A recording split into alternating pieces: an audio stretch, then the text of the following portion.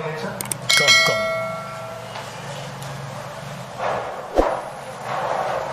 Good afternoon sir. Please sit down thank you sir. आपको तो देखा है पहले भी। Well, Gagan Singh Meena, you are a civil engineer and are you employed somewhere? Yes sir. Where? Sir जो last year sir मेरा IPS में चयन हुआ था। अच्छा है ना, now I remember, I think I have seen you earlier also. Okay, so you are an IPS, you want to move to which service? IAS you want to move.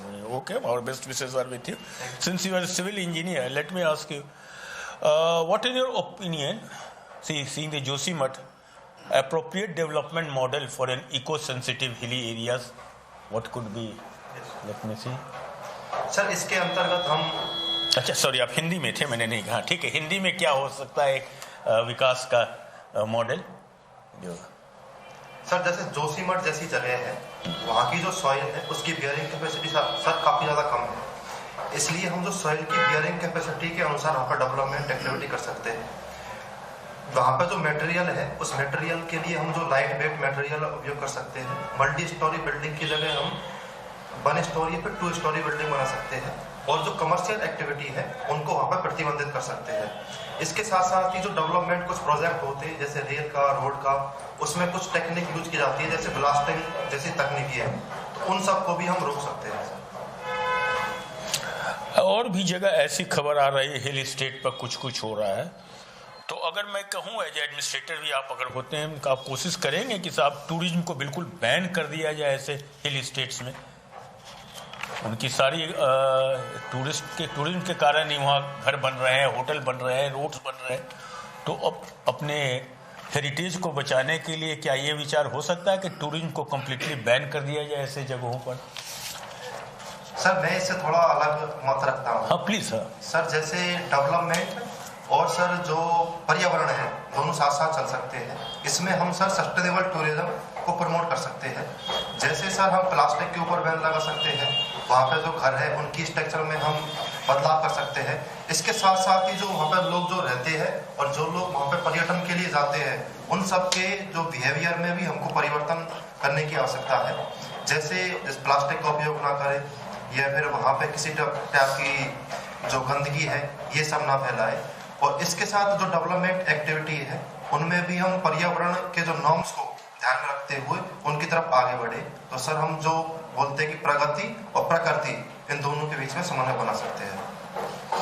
आपने अभी विश्व वर्ल्ड इकोनॉमिक फोरम का नाम सुना होगा? जी sir. हाल में इसकी बैठक भी हुई है।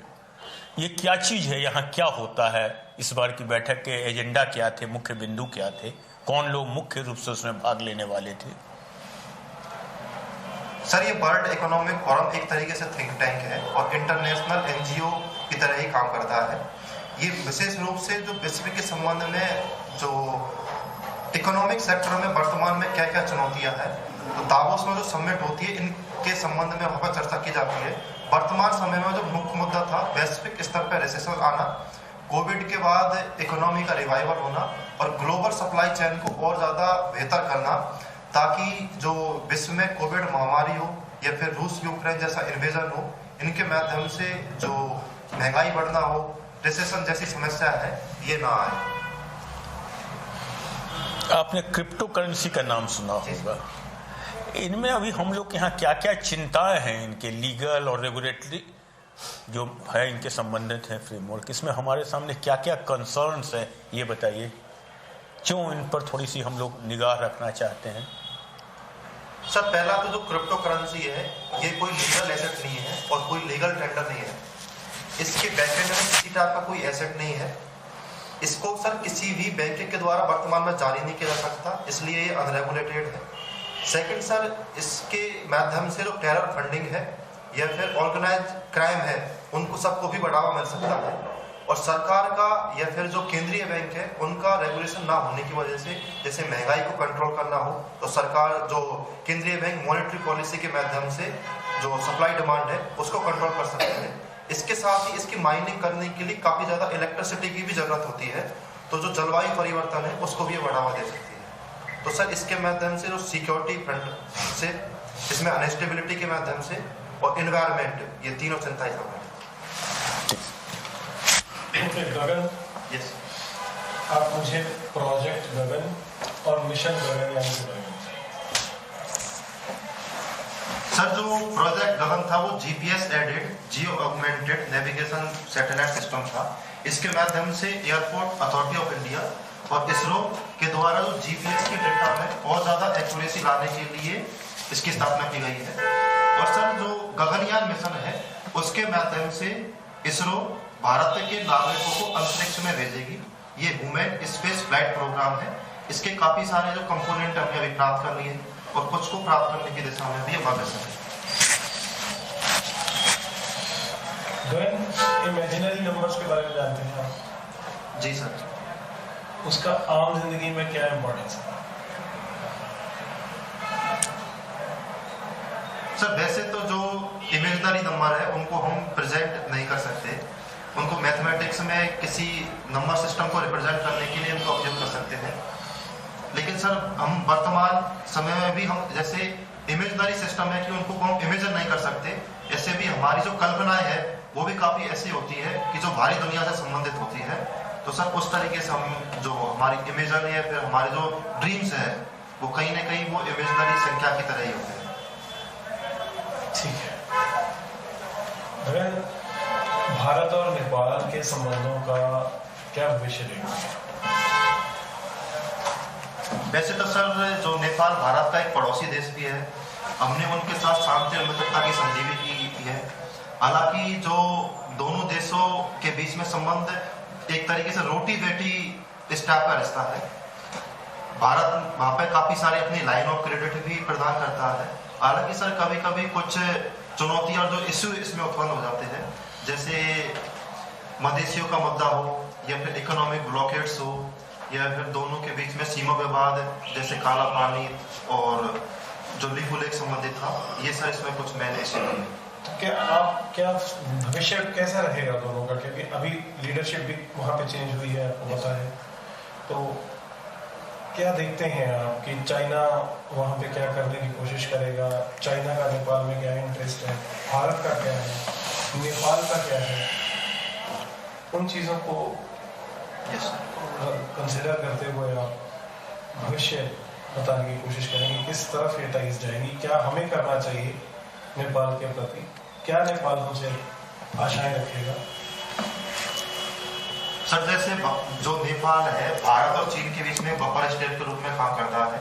चीन ने भी अपनी जो बॉर्डर रोड इनिशिएटिव है उसके अंतर्गत वहाँ पर काफी सारा इन्वेस्टमेंट भी किया हुआ है।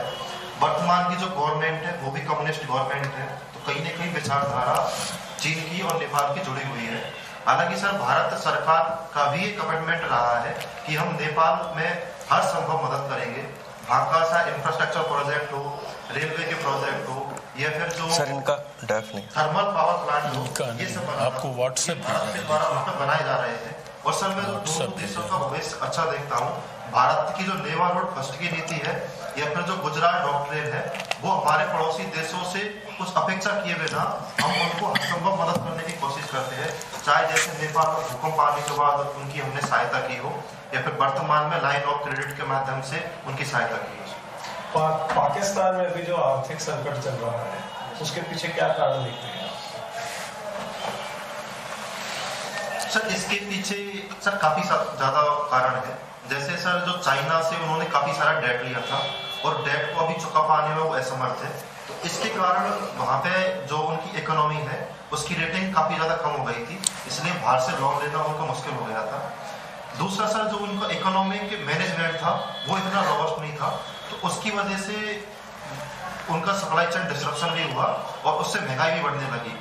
तीसरी समस्या सर जो पाकिस्तान में जब बाढ़ आई थी तो उसकी वजह से जो उनकी खाद्यान्न सामग्री थी इनके ऊपर भी काफी प्रभाव पड़ा, तो इससे जो खाद्य संकट वहाँ उत्पन्न हो गया और वर्तमान में जो महंगाई 20% से भी ज्यादा वहाँ पे है। और सर चौथा वहाँ की जो इकोनॉमिक स्टेबिलिटी थी, सरकार के द्वारा पॉपुलिस्टिक स्कीम चलाना, लोन रेट को कम करना, ब्याज दर को भी कम करना, तो इन सब का और टैक्स रेट भी सर कम कर दी थी, तो जो सरकार को जो रेवेन्यू था वो कम हो गया था। तो इन सब का मिला जुला प्रभाव था कि जिसकी वजह से उनकी इकोनॉमिक में भी अनस्टेबिलिटी है। तो ये आर्थिक संकट जो है वो हमारे भारत के आसपास घूम रहा है, पहले श्रीलंका और पाकिस्तान। तो आपको लगता है कि भारत इससे बच पाएगा? जी सर, जो हमारी वर्तमान में जो इकोनॉमी के जो फंडामेंटल्स है वो काफ़ी ज़्यादा मजबूत है। चाहे इकोनॉमिक ग्रोथ रेट की बात हो, फॉरेन एक्सचेंज रिजर्व हो, जो रुपए के अंदर ज़रूर कुछ अनस्टेबिलिटी आई है लेकिन वो भी हमारे कंट्रोल में है। हमारी ग्रोथ रेट भी वर्तमान में अच्छी है और यहाँ के अंदर भारत में काफ़ी ज़्यादा इन्वेस्टमेंट भी वर्तमान समय में है। जैसे FDI अपने उच्चतम स्तर पर है, इम्पोर्ट भी हमारा कम हो रहा है, धीरे धीरे हम एक्सपोर्ट भी कर रहे हैं और भारत सरकार की जो दूसरी सारी और स्कीम है उनके माध्यम से न केवल इकोनॉमिक स्टेबिलिटी आ रही है बल्कि जो इन्वेस्टर है उनके अंदर एक विश्वास भी उत्पन्न हो रहा है। रिसेंटली मेलबर्न में खालिस्तान के ऊपर रेफरेंडम कराया गया है। यस, ये सेपरेटिज्म, सेसेशनिज्म बढ़ रहा है आजकल, क्या कारण देखते हैं इसके पीछे?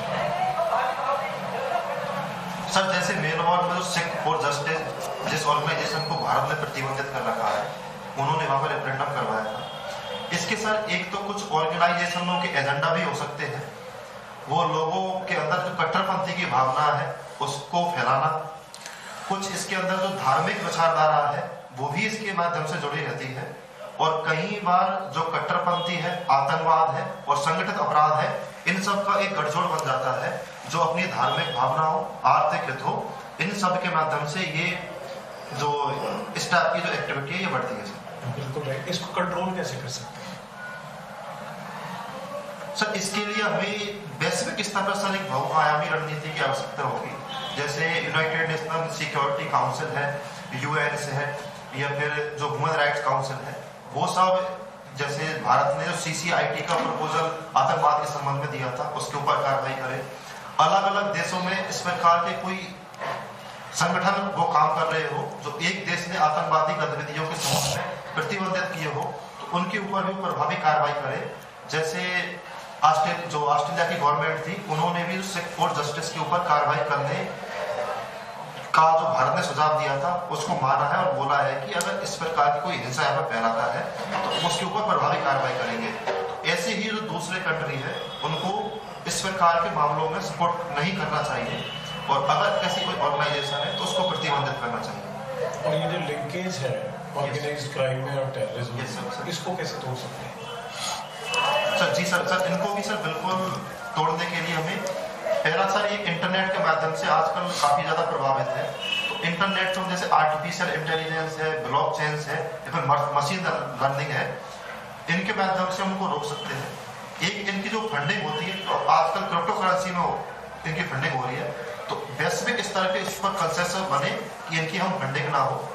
इसके साथ ही सर जैसे बॉर्डर फाट आतंकवाद होता है या फिर जो मादक पदार्थ है उनकी तस्करी होती है, तो इन सबको रोकने के लिए जो बॉर्डर इंफ्रास्ट्रक्चर है उसको भी सर मजबूत करने की जरूरत है और जो हमारे जो कानून है वो कानून बेहतर ढंग से लागू हो और सारी जो मल्टीलैटरल एजेंसी है और सारे देश है सभी एक साथ मिलकर इनके ऊपर काम करेंगे तभी सर इनके लिंकेज को हम तोड़ सकते हैं। और ये जो स्मगलिंग ड्रोन से हो रही है, यस सर, उसको कैसे कंट्रोल करेंगे? सर जैसे ड्रोन्स में सर मुख्य समस्या आती है कि जो रडार उसको कंट्रोल नहीं कर पाता है या फिर उसको डिटेक्ट नहीं कर पाता है, उसके लिए हम एंटी ड्रोन जो टेक्नोलॉजी है उनका उपयोग कर सकते हैं। जैसे फेंसिंग कर सकते हैं, लेजर्स का हम उपयोग कर सकते हैं, फिर एंटी ड्रोन गन्स है उनका उपयोग कर सकते हैं। इसके साथ ही ड्रोन के संबंध में कुछ रेगुलेशन लगा सकते हैं कि ड्रोन को कितने एरिया में उपयोग करना है और जो टेक्नोलॉजी है उसमें और ज्यादा इन्वेस्टमेंट कर सकते हैं। बट पाकिस्तान वाली साइड पे हम कैसे प्रतिबंध लगाएंगे? हम थोड़ा यूज हो रहा है ना, तो यस सर, तो उस पर हम कैसे प्रतिबंध लगाएंगे? सर ये बात सही है कि उधर हम प्रतिबंध नहीं लगा सकते, लेकिन उसके लिए जो हमारा बॉर्डर की जो फेंसिंग है उसको सर हम मजबूत कर सकते हैं कि जो ड्रोन का अगर मूवमेंट हो तो तुरंत वो डिटेक्ट हो जाए और तुरंत फिर वो मैसेज जो कंट्रोल रूम है वहां पर प्रदान कर दे और जो फिर इसके साथ ही हमारी जो एंटी ड्रोन गन है वो तुरंत एक्टिवेट हो जाए और फिर उसको डिमोलिश कर दे। कौन सा कंट्री हेल्प कर सकता है इसमें एरिया टेक्नोलॉजी डेवलप करने में? सर इसमें हमको इजराइल हेल्प कर सकता है और सर USA भी इसमें सर हमको हेल्प कर सकता है। आपने भी पुलिस ज्वाइन नहीं की है ना? कर लिया, IPS ज्वाइन कर चुके हो? ये सब ज्वाइन करने के बाद मैंने सर एक्स्ट्राऑर्डिनरी लीव ले लिया 1 साल। ठीक है, ठीक है। नक्सलवाद और आतंकवाद में क्या आता है? सर, नक्सलवाद हमारे देश की एक आंतरिक समस्या है जो विशेष रूप से जल, जंगल और जमीन जैसे मुद्दों को लेकर उत्पन्न हुई थी। इसकी जो विचारधारा है ये वामपंथी विचारधारा है। और सर, जबकि जो आतंकवाद है एक वैश्विक समस्या है और ये इसकी जो विचारधारा ये धर्म के आधार पर है और ये वैश्विक स्तर पर ये फिर जो देशों में चरमपंथ, कट्टरपंथ इन सारे चीजों को बढ़ाने के लिए प्रमोट करता है। इसके साथ ही सर जो लेफ्ट विंग एक्सट्रीमिज्म है, जो नक्सलवाद, वो इसके अंदर जो आदिवासी लोग हैं, अपने समुदाय के लोग हैं, उनके माध्यम से जो विधि द्वारा स्थापित सरकार है उसको क्रांति के माध्यम से बदलना चाहता है ताकि समाज के अंदर एक समानता उत्पन्न हो। हालांकि उनका ये रास्ता गलत है। और सर, आतंकवाद है वो अपनी विचारधारा को बढ़ाना चाहता है कि अपनी वो विचारधारा को कितना स्तर तक बढ़ा सके, इसके लिए वो अपने काडर बनाता है, लोगों को ट्रेंड करता है और देशों के ऊपर आतंकवादी हमले करवाता है। तो किसको कंट्रोल करना आसान है, नक्सलवाद को या आतंकवाद? वैसे तो सर जो दोनों समस्या हो, कोई सर कंट्रोल करने में, जैसे भारत के परिप्रेक्ष्य में देखे तो नक्सलवाद को कंट्रोल करना सर आसान है क्योंकि वो हमारे देश की समस्या है। आतंकवाद को सर कंट्रोल करने में चुनौती थोड़ी इसलिए उत्पन्न हो जाती है क्योंकि हम देश में तो कंट्रोल कर सकते हैं, लेकिन जो दूसरे देशों के माध्यम से, जैसे पाकिस्तान के द्वारा सीमा पार आतंकवाद है या प्रॉक्सी आतंकवाद है, इन सबको बढ़ावा दिया जाता है। कुछ आइडिया है कि नक्सलवाद ने बम ब्लास्ट किए तो कितने लोग मरे होंगे, आतंकवादियों ने बम ब्लास्ट किए तो कितने लोग मरे होंगे? ये कोई कंपैरिजन का कोई आइडिया है? सॉरी सर, इसके संबंध में सर डेटा की जानकारी नहीं है। अगर आप इसको नक्सलवाद को कंट्रोल करना आसान है तो अभी तक कर क्यों नहीं पाए? सर, आसान सर इस संदर्भ में है कि वो हमारे देश की समस्या है, हमारे लोगों की ही समस्या है, तो इसको सर हम डेवलपमेंट एक्टिविटियों के माध्यम से और जो डिफेंस एक्टिविटी के माध्यम से, जैसे पुलिस के बल पे या फिर रिजर्व पुलिस के माध्यम से आसान से कर सकते हैं। हालांकि सर अभी तक इनको कंट्रोल ना कर पाने का कारण एक ये भी रहा है कि जो गुरिल्ला युद्ध वो करते हैं, एक बॉर्डर से दूसरे बॉर्डर तक वो चले जाते हैं, काफी बार उनको आइडेंटिफाई करना पुलिस के लिए भी काफी कठिन भी हो जाता है क्योंकि काफी वो हमारे ही लोग हैं, हमारे देश के ही नागरिक हैं, तो ये समझ में नहीं आता है कि ये नक्सलवाद है या फिर स्थानीय नागरिक है। तो पुलिस अगर अपनी एक्सेस फोर्स का यूज करेगी तो फिर मानवाधिकार के मुद्दे हैं या फिर और सारे लोग भी इसमें शामिल हो सकते हैं, तो ये कुछ चुनौतियां इसमें उत्पन्न हो जाती है। हालांकि सर पिछले कुछ वर्षों में से जो नक्सलवाद की घटना है काफी ज्यादा कम हुई है। जैसे होम मिनिस्ट्री के आंकड़ों के अनुसार वर्तमान में 25 जिले ही सबसे ज्यादा अफेक्टेड है और पहले जो 90 जिले इसमें टोटल अफेक्टेड थे वो कम होकर अब 47 हो गए सर।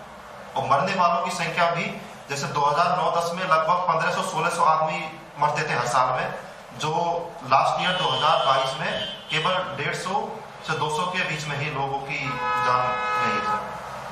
आतंकवादी सब विदेशी? जी सर, आतंकवादी सारे विदेशी नहीं है, कुछ आतंकवादी ऐसे भी होते हैं जो हमारे देश के अंदर ही आतंकवादी गतिविधियों को बढ़ावा देते हैं, जैसे जम्मू कश्मीर के अंदर या फिर जो कवर ग्राउंड वर्कर्स हो या फिर कोई दूसरी और ऑर्गेनाइजेशन हो, तो ये सर देश के भी हो सकते हैं और बाहरी भी हो सकते हैं। जो नई टेक्नोलॉजी आई है, इंफॉर्मेशन टेक्नोलॉजी, IT है, इंटरनेट है, इसका नक्सलाइट्स कैसे उपयोग करते हैं? नक्सलवादी उसका उपयोग कैसे करते हैं या नहीं करते? जी सर जो इन तकनीकी का वो अपने जैसे फंडिंग लेने के लिए उपयोग कर सकते हैं। काफी बार ये आरोप भी लगे हैं कि चीन ने उनको जो इन तकनीकों के माध्यम से फंडिंग की है, अपने कैडर को बढ़ाने के लिए सोशल मीडिया जैसे फेसबुक है, व्हाट्सएप है, इन सब का वो उपयोग कर लेते हैं। ये सारे system end to end encrypted होते हैं, इसलिए जो पुलिस इन तक पहुंच पाना भी काफी कठिन होता है। इसलिए जैसे व्हाट्सएप कॉलिंग्स है, इन सारे चीजों का उपयोग कर सकते हैं। काफी बार कोई एक्टिविटी या फिर उनको इस टाइप का साहित्य निकालना हो तो उनके लिए वो VPN का उपयोग कर लेते हैं ताकि उनको IP एड्रेस है उसको ट्रेस ना किया जा सके।